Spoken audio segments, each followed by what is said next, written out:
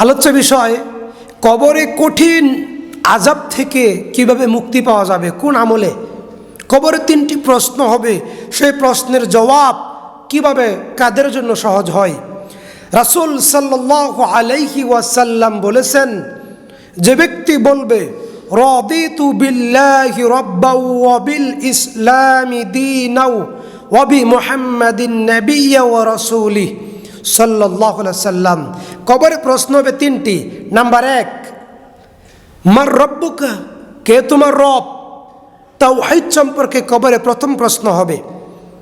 তুমি আল্লাহকে জীবনের সকল ক্ষেত্রে এক ও অদ্বিতীয় মাবুদ ইলাহ বলে মেনে নিয়েছিলে কিনা, জীবনের সকল ক্ষেত্রে তাওহীদ রক্ষা করেছিলে কিনা, নাকি তুমি তাওহীদ রক্ষা করে শিরকে লিপ্ত হয়েছিলে। 1 নম্বর প্রশ্ন, মার রব্বুকা, কে তোমার রব। রব্বি আল্লাহ, তুমি যদি ইন্নাল্লাযীনা ক্বালু রাব্বুনাল্লাহু সুম্মা ইসতাকামু তাতানাজ্জালু আলাইহিমুল মালাইকা, তুমি যদি জীবনের সকল ক্ষেত্রে তাওহীদ রক্ষা করে তাওহীদ বজায় রেখে আল্লাহর সন্তুষ্টির জন্য আল্লাহর হুকুম মানতে পারো, আল্লাহর হুকুম মেনে চলতে পারো, তাহলেই তোমার পক্ষে সম্ভব হবে কবরের 1 নম্বর প্রশ্নের জবাব দেওয়া। একটি হাদিসে বর্ণিত হয়েছে, মুসলিম শরীফের বর্ণনা, মিশকাতুল মাসাবি, কবরের আযাব অধ্যায়। যখন প্রশ্ন করা হবে কে তোমার রব, যদি ব্যক্তিটি মুমিন হয় তাহলে আল্লাহর পক্ষ থেকে উত্তর চলে আসবে, আন সাদাকা আব্দি, আন সাদাকা আব্দি, আমার বান্দা সঠিক উত্তর দিয়েছে। বান্দা যদি মুমিন হয়, বান্দা যদি আল্লাহর ইবাদত ঠিকঠাক মতো করে, বান্দা যদি আল্লাহর হক যথাযথভাবে আদায় করে থাকে, তাহলে মুহাম্মদ সাল্লাল্লাহু আলাইহি সাল্লাম বলছেন গায়েব থেকে আল্লাহর পক্ষ থেকে উত্তর চলে আসবে, আন সাদাকা আব্দি, আমার বান্দা ঠিক বলেছে। সুবহানাল্লাহ। 2 নম্বর প্রশ্ন, মান নাবিয়্যুকা, কে তোমার নবী। মান নাবিয়্যুকা, অন্য একটি হাদিসে বর্ণিত হয়েছে, নবী মুহাম্মদ সাল্লাল্লাহু আলাইহি সাল্লামের ছবি দেখানো হবে, তাকে দেখিয়ে বলা হবে এই ব্যক্তিটিকে আপনি চেনেন। যদি মুনাফিক হয়, যদি সহিহ হাদিস মানতে নারাজ হয়, যদি সহিহ হাদিসকে নিয়ে কটূক্তি করে, কটাক্ষ করে, যদি বেদাতি ব্যক্তি হয়, যদি বেদাতি ব্যক্তি হয়, যদি সুন্নত না আমল করে, সুন্নাহকে আমল না করে, গুরুত্ব না দেয়, তাহলে সে ব্যক্তি বলবে লা আদ্রি, আমি জানি না। কি বলবে? লা আদ্রি, আমি জানি না, লা আদ্রি, আমি জানি না। আর যদি সুন্নতের উপরে আমল করে, হাদিসের উপর আমল করে, সহিহ হাদিসের উপর, তাহলে আল্লাহর পক্ষ থেকে উত্তর চলে আসবে, বান্দাই উত্তর দিবে আল্লাহর দয়ায়, আল্লাহর সাহায্যে। তিনি মুহাম্মদ সাল্লাল্লাহু আলাইহি ওয়াসাল্লাম, তিনি আমার রসুল মুহাম্মদ সাল্লাল্লাহু আলাইহি সাল্লাম, তাকে অনেক বেশি ভালোবাসতাম, তাকে অনুসরণ করতাম, তার আনুগত্য করতাম, তার কথা মতো জীবন পরিচালনা করতাম। সুবহানাল্লাহ। তখন আল্লাহর পক্ষ থেকে উত্তর চলে আসবে, আন সাদাকা আব্দি, আমার বান্দা ঠিকঠাক উত্তর দিয়েছে।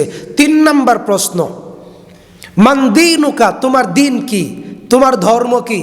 কেউ যদি নবীর তরিকা বাদ দিয়ে ইসলাম, আল্লাহর পক্ষ থেকে নাজিলকৃত জীবন বিধান কি ইসলাম, ইন্নাদ-দীনা ইনদাল্লাহিল ইসলাম, আল্লাহর নিকট একমাত্র মনোনীত গ্রহণীয় কবুলিয়াত জীবন বিধানের নাম কি ইসলাম। কেউ যদি ইসলাম বাদ দেয়, কোরআন বাদ দেয়, হাদিস বাদ দেয়, অন্য কোনো পীর, ফকির, ইমাম, ওলি, আউলিয়া, গাউস, কুতুব, দুনিয়ার কোনো সাধারণ নেতা, দুনিয়ার কোনো সাধারণ মানুষ, কোনো নায়ক, কোনো নায়িকা, কোনো গায়ক, কোনো হিরো হিরোইন ইত্যাদিকে যদি তার মডেল হিসাবে, তার আদর্শ হিসাবে, তার জীবন বিধান হিসেবে গ্রহণ করে, সে যদি ধর্মনিরপেক্ষ মতবাদে বিশ্বাসী হয়, সে যদি জাতীয়তাবাদে বিশ্বাসী হয়, তাহলে ইসলাম বাদ দিয়ে যদি সে কোনো মাযহাবের তরিকার অনুসরণ করে, ইসলামের অনুসরণ না করে, কোরআন এবং সহিহ হাদিসের অনুসরণ না করে, তাহলে সে কবরের সওয়ালের জবাব দিতে পারবে না।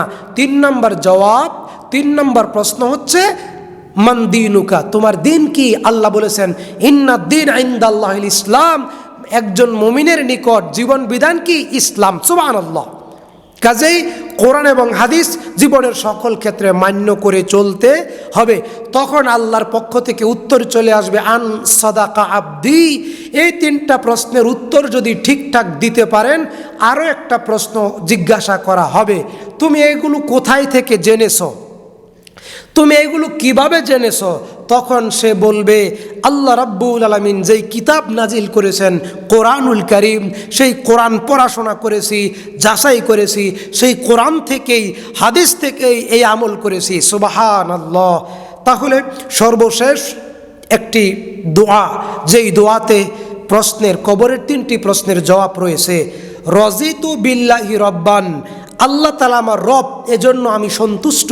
ওয়াবিল ইসলামি দীনান, ইসলাম আমার জীবন বিধান, এজন্য আমি সন্তুষ্ট।